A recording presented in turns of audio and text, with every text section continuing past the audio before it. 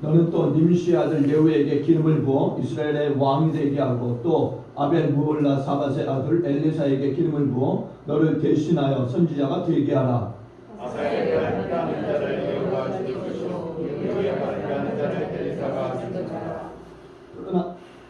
그러나 내가 이스라엘 가운데 7,000명을 남겨리니 다 바알에게 무릎을 꿇지 아니하고 다 바알에게 입맞추지 아니한 자니라. 엘리야가 어디서 떠나 사밧의 아들 엘리사를 만나니 그가 12거리수를 세우고 거실 가는데 자기는 12째 견수와 함께 있더라. 엘리야가 거리로 달려가서 겉옷을 그에게 던졌더니 그가 소리를 거리고 엘리야에게로 달려가서 이르되 청하건대 나를 내 부모와 입맞추게 하소서. 그리하면 내가 당신을 따르리이다. 엘리야가 그에게 이르되 돌아가라. 내가 내게 어떻게 행하였느냐 하니라. 엘리사가 그를 떠나 돌아가서 한 게르스를 가져다가 잡고 소의 겨울을 불살라 그 고기를 삶아 백성에게 주어 먹게 하고 일어나 엘리야를 따르며 수종 들었더라. 아멘. 할렐루야. 네. 우리가 세상을 살다 보면은 여러 가지 어려움을 만나지 않습니까?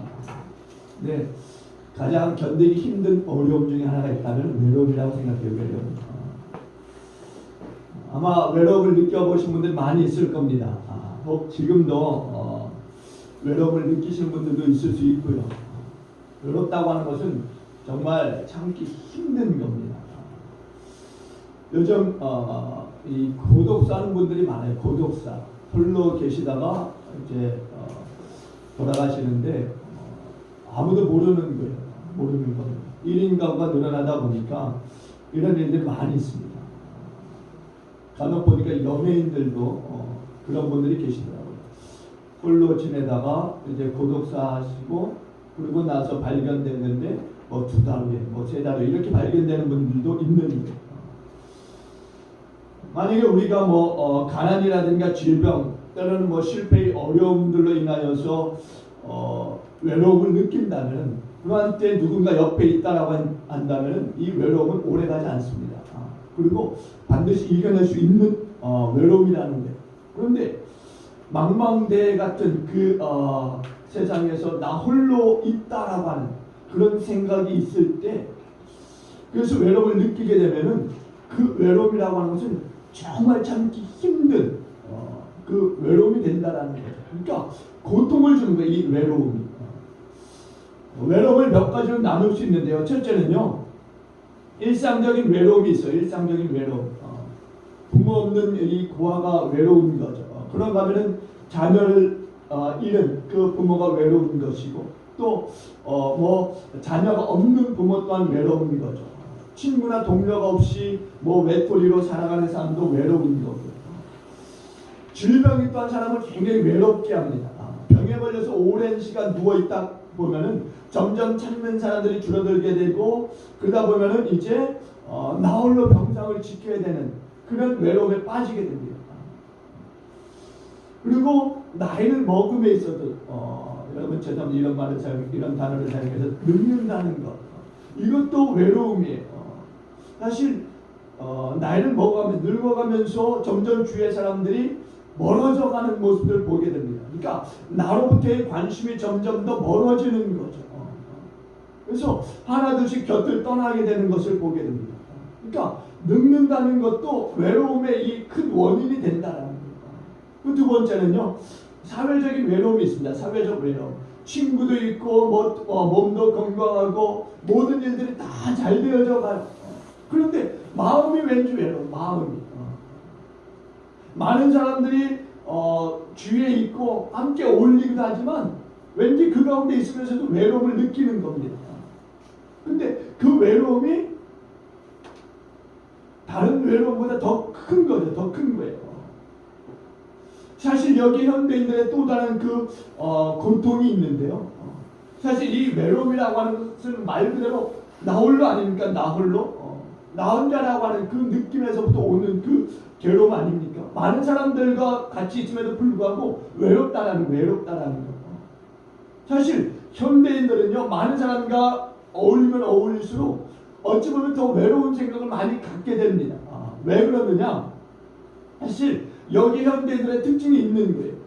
다른 게 아닙니다. 여러 가지 이유들이 있겠지만은 가장 중요한 원인은 바로 자기 이기주의라는 거예요. 자기 이기주의.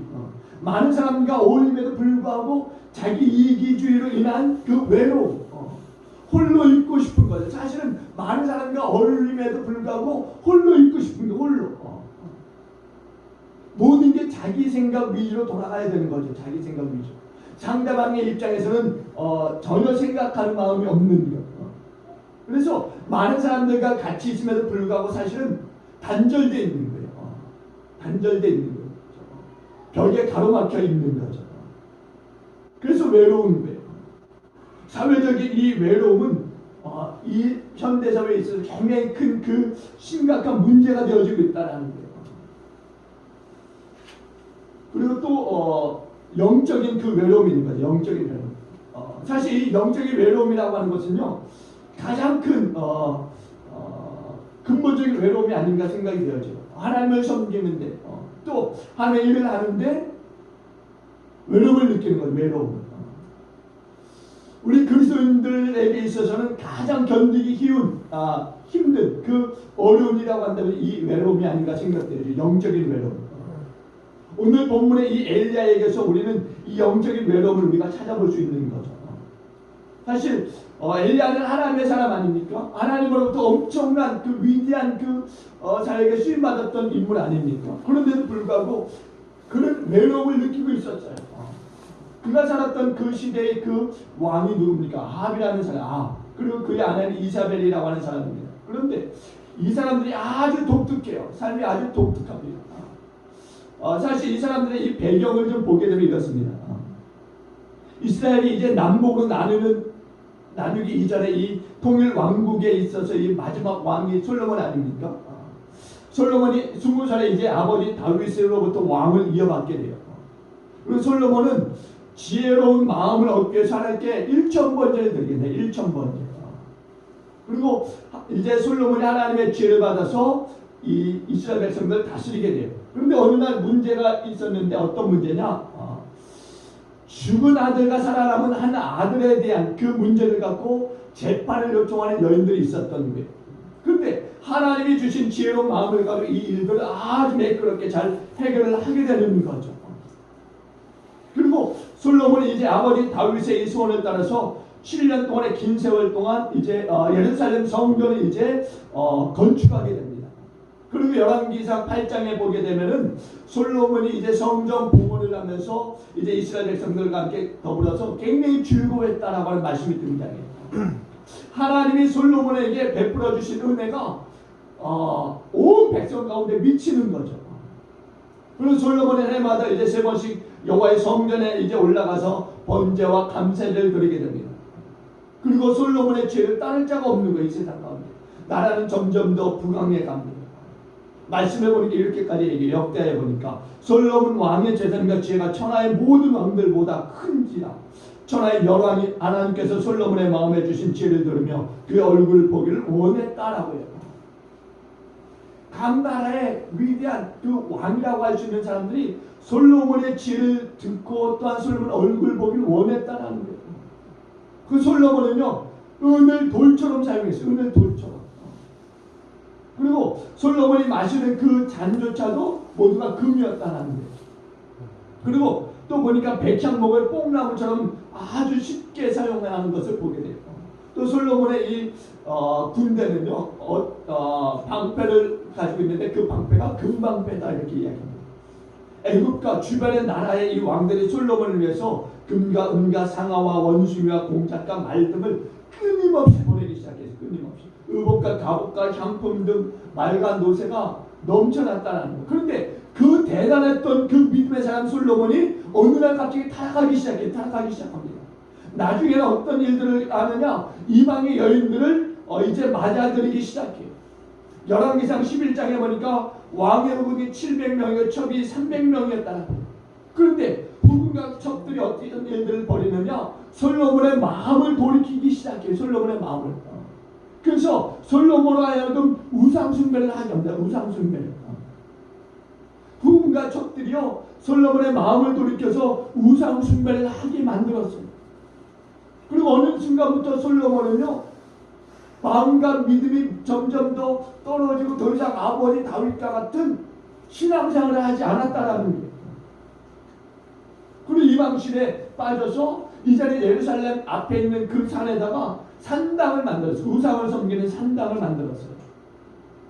하나님의 이에 대해서 두 번씩이나 경고합니다. 그럼에도 불구하고 솔로몬은 귀를 닫고 듣질 않아요. 나중에 솔로몬 60살에 죽게 됩니다.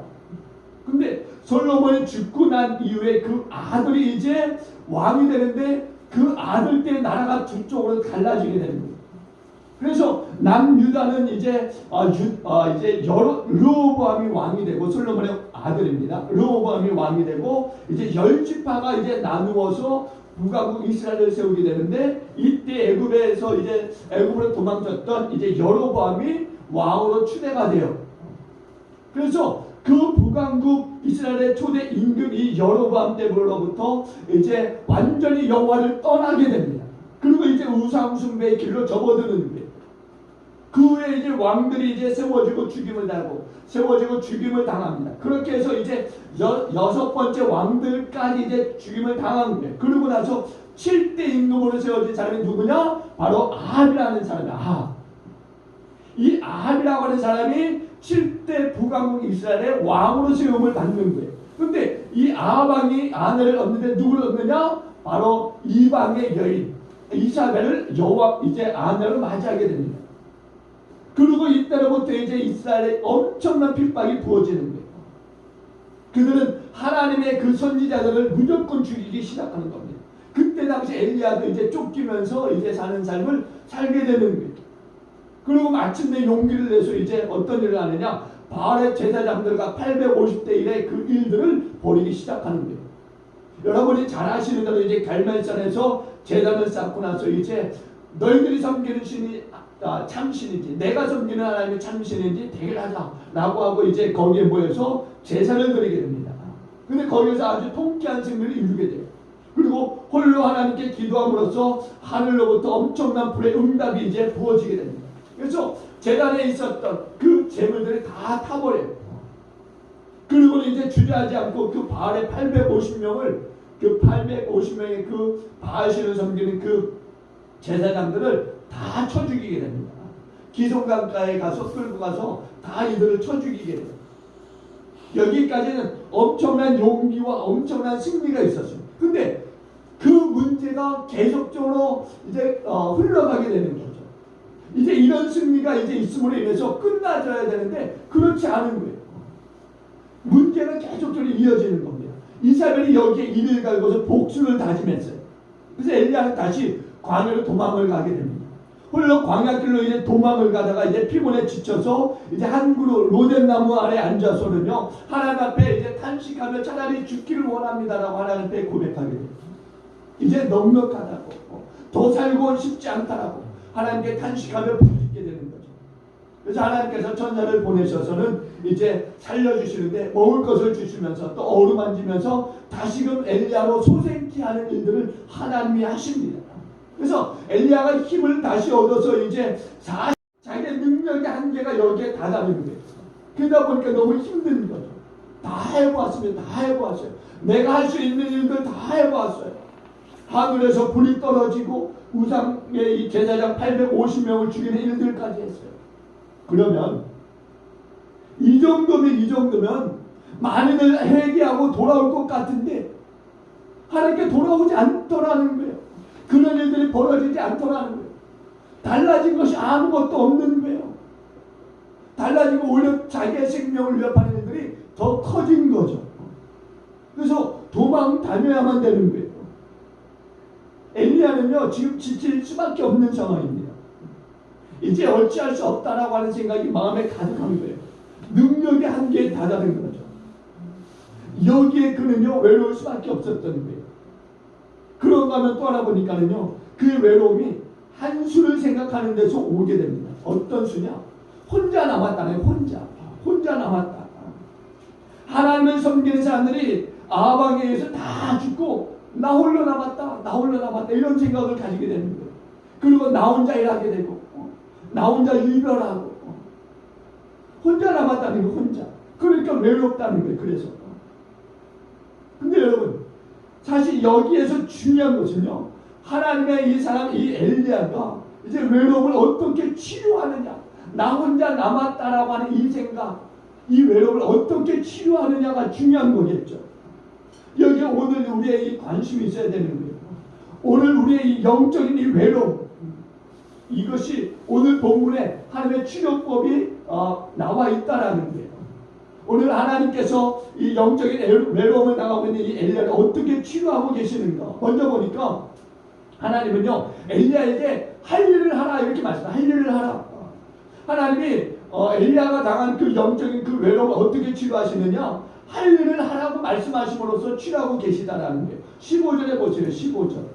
우리 15절 다 같이 봅니다. 15절 봅니다. 시작. 여호와께서 그에게 이르시되 너는 내 길을 돌이켜 광야를 통하여 다메섹에 가서 이르거든 하사엘에게 기름을 부어 아람의 왕이 되게 하고 16절까지 봅니다. 시작. 너는 또 님시 아들 예후에게 기름을 부어 이스라엘 왕이 되게 하고 또 아벨 물라 사마스의 아들 엘리사에게 기름을 부어 너를 대신하여 선지자가 되게 하라. 아멘. 여러분, 지금 하나님께서 엘리야에게 지시하고 있는 말씀이에요. 이게 무슨 말이냐? 외로움을 극복하는 비결이 어디에 있느냐? 일을 하는 거예요. 일을 하는 거예요. 일.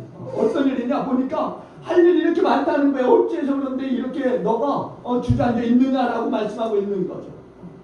일을 지금 많이 해야 되는데 네가 어떻게 그 속에서 숨어 있느냐? 이렇게 말씀하고 계시는 거예요. 여러분, 지금 하나님께서 엘리야에게 일어나서 다시금 일을 하라고 말씀하고 계시는 겁니다. 내려가서 내가 해야 될 일들을 감당하라고 말씀하는 거예요. 그 일이 뭡니까? 하사엘에게 기름을 부어서 아람의 왕이 되게 하는 것.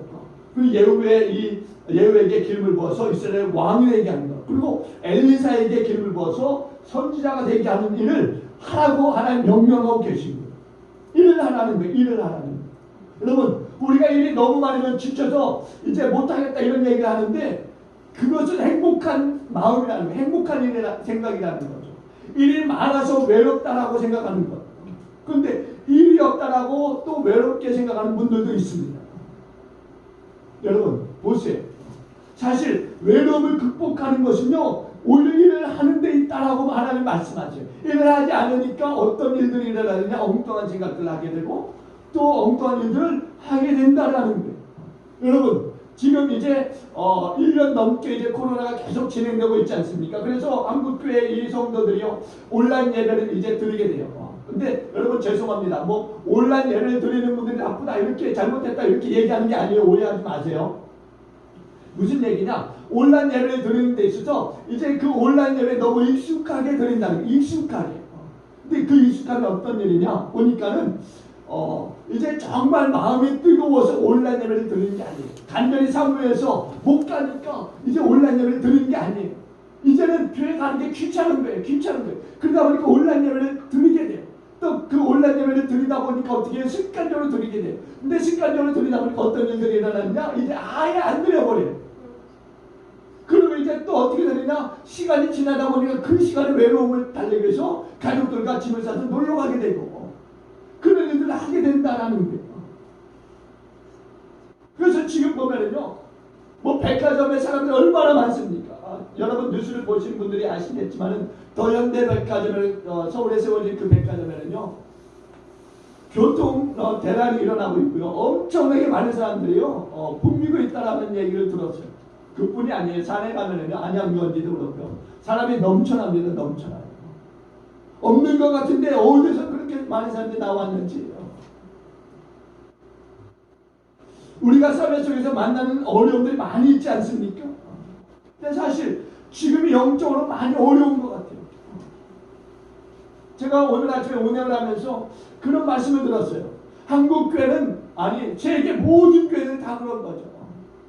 어떤 어려움이 있어도 교회는 살아남았다라는 거예요. 교회는 그 시대 속에 존재했다라는 거예요.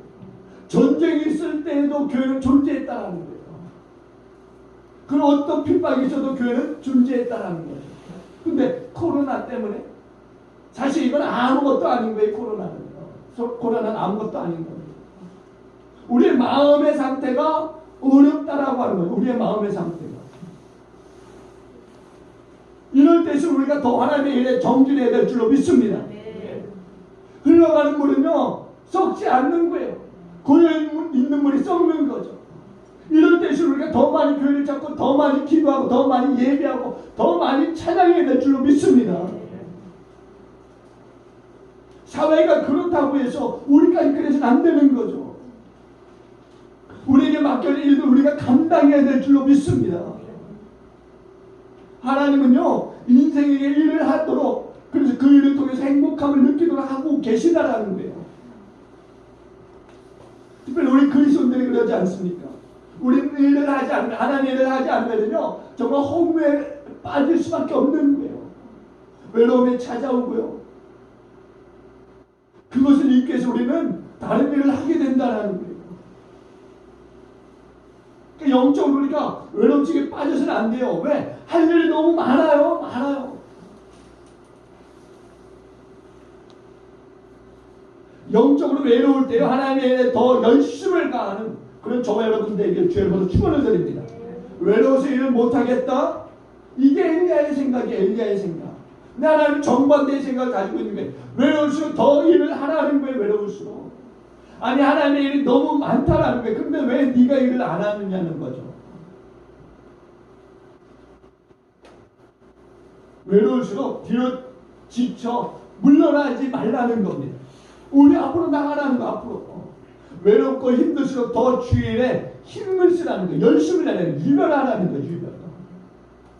사명이 있는 사람은요 외로움을 느껴서는 안 되는 거죠. 하나님이 주신 사명을 깨닫고 그 사명으로 살아가는 사람은요 절대로 외로워서는 안 되는 거예요. 사실 우리가 주위를 둘러보면 하나님의 일이 얼마나 많은지 몰라요. 해야 될 일들이 많이 있습니다. 지금 교회를 나가지 못하고 예배하고 싶은데 교회를 나가지 못하는 분들이 많아요.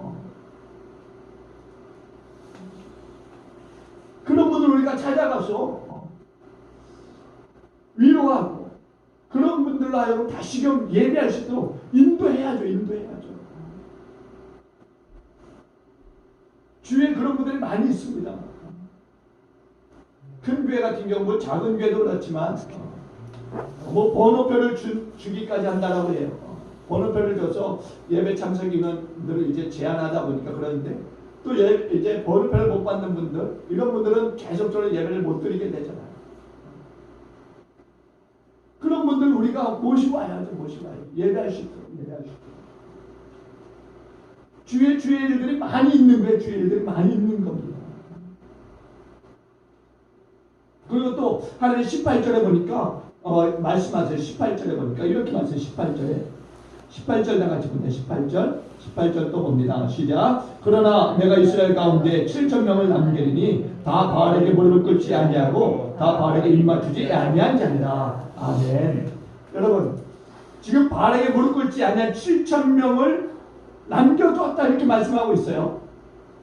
사실 엘리야는 상상도 하지 못했던 일입니다. 엘리야는 지금까지 생각하기를 나 혼자라고 생각했죠. 나 혼자 바알을 상대하고 있다라고 생각했죠. 아합을 상대하고 있다, 이사벨을 상대하고 있다 이렇게 생각하고 있었어요. 혼자 일했고 혼자 남았고 혼자 유별이었고. 근데 하나님이 말씀하세요. 네가 혼자가 아니다. 7,000명이나 있다라고 말씀해요. 7,000명이나. 무슨 말씀이냐? 나만 여호와를 위해서 열심히 유별하고 있다라고 생각하지 말라는 거예요. 엘리야는 그렇게 생각했어요. 자기만 내놓고 자기만 희생한다라고. 그래서 영적인 그 외로움이 생겼다라고. 근데 하나님이 그게 아니다라고 지금 말씀하고 계시는 거예요. 너 혼자가 아니라는 거예요. 너 혼자가. 우리 가운데 그런 분들이 있을 수 있어요. 나만이 의롭다라고. 그리고 나만이 참되다라고. 다른 사람은 다 썩어 부패했고 자기만 바로 살고 있고 자기만 진리를 위해서 열심히 고난당하고 있고. 이게 바로 영적인 그 외로움의 이유 가운데 하나라는 거예요. 알고 보면 이거는 사실 교만이고 독선이에요. 교만이 외로움으로 통하고 있는 겁니다. 그래서 엘리야를 보세요. 지금 슬퍼하고 있지 않습니까? 하나님이 말씀하세요. 혼자가 아니다. 무슨 소리냐? 무슨 소리냐? 너만이 아니야. 7,000명이나 있어. 7,000명이나. 7,000명이나 있는데 무슨 소리 하는 거야? 네 혼자라고. 보이지 않는 것을 보라니. 보이지 않는 것. 엘리야는요. 깊은 곳까지 보지 못했어요. 엘리야는 자기가 보고 있는 것만, 눈으로 보이는 것만 본 거예요. 눈으로 보이는 것만. 눈으로 보이지 않는 그 세계를 보지 못했던 거죠. 보이지 않는 곳에 함께 일할 수 있는 7,000명의 사람들이 있는데 그걸 보지 못한 거예요. 여러분, 일을 하시다가 여러분 혼자라고 생각하십니까? 여러분 그렇게 오해하고 계신 분들이 있다면 이 시간 토론할 수 있게 여러분은 축원을 드립니다. 여러분 주위에는요 하나님의 의로운 사람들이 많이 있다는 걸 여러분 잊지 마시기를 바랍니다. 아니 또 진실한 그리스도인들이 많이 곳곳에 있다는 걸 여러분 잊지 마시기 바랍니다. 뭐 여러분 눈에는 악한 사람들만, 독한 사람들만 볼 수도 있지만 그렇지 않다라는 것. 하나님은 하나님의 사람들을 숨겨두고 계시다라는 것. 믿음의 사람들이 주위에 많이 있다라는 것. 그리고 그 사람들 언제든지 나와 함께 하나님의 일을 할 수 있는 그런 믿음의 동역자라는 것. 그걸 잊지 마시기 바랍니다. 결코 혼자가 아니라는 거예요. 또 하나 중요한 것. 하나님이 함께 하시는 거죠. 하나님이 함께 하시는 거예요. 주께서 함께 하시는데 뭐가 외롭냐는 거예요. 주께서 함께 하시는데. 여러분 보세요. 지금까지 엘리야가 하는 일들 속에 하나님이 없었던 적이 있습니까? 엘리야가 했던 일들, 그 역사 속에 하나님이 없었어요? 엘리야가 하는 모든 일들 속에 하나님이 함께 하셨음을 여러분 믿으시기 바랍니다.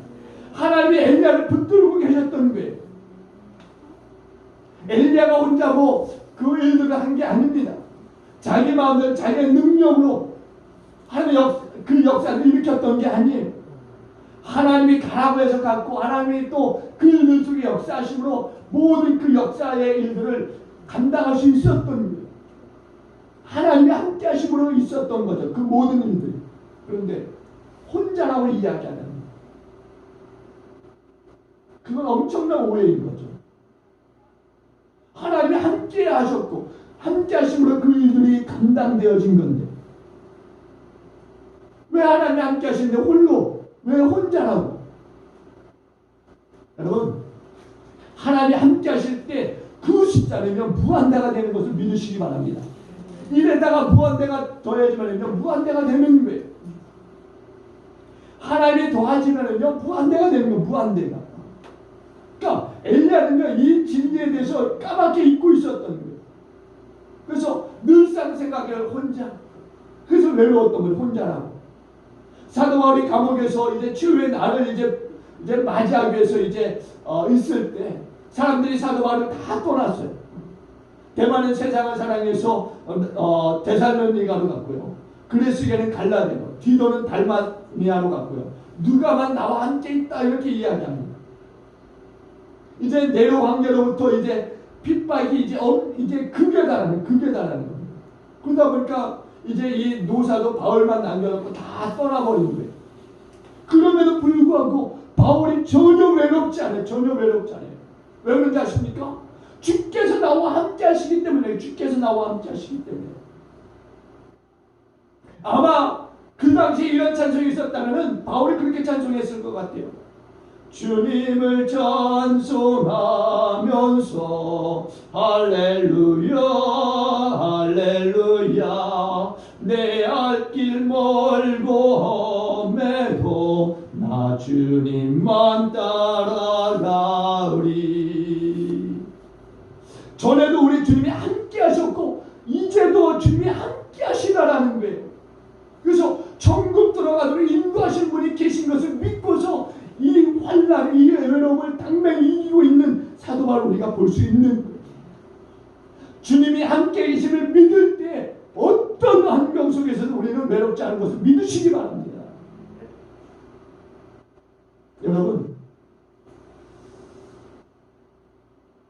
않는 동료들이 있다라는 것. 나 홀로 기도하는 게 아니고 주에 지금 나와 함께 하진 않지만 나를 위해서 기도하고 또한 나의 그 기도 제목에 함께 동참하여 기도하는 누군가가 있다라는 것. 그리고 더 중요한 것, 우리 주 예수도 하나님이 성령님이 함께 하시다는 것. 이걸 잊지 마시길 주님으로 축원을 드립니다.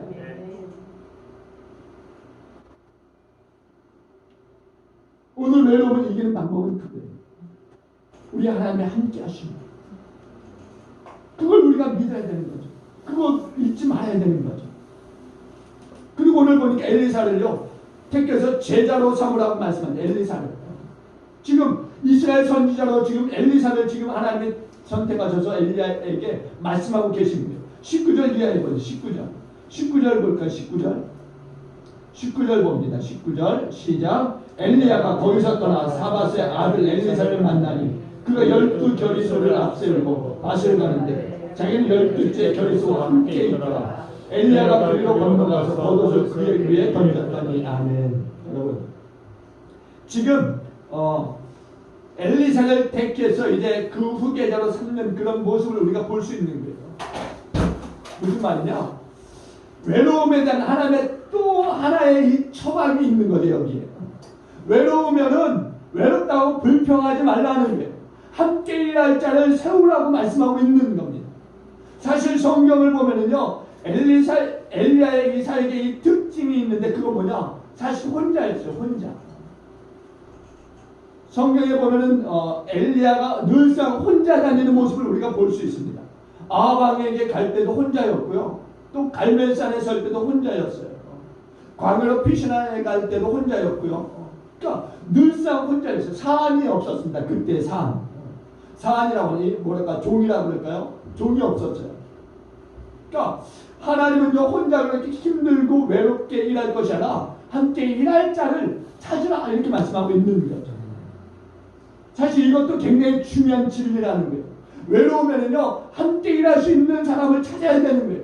누군가 함께 할 수 있는 사람을 찾아야 되는 거죠. 근데 그 누군가가 분명히 있는 거예요. 왜? 하나님이 준비하고 계시다라는 거예요. 엘리사처럼.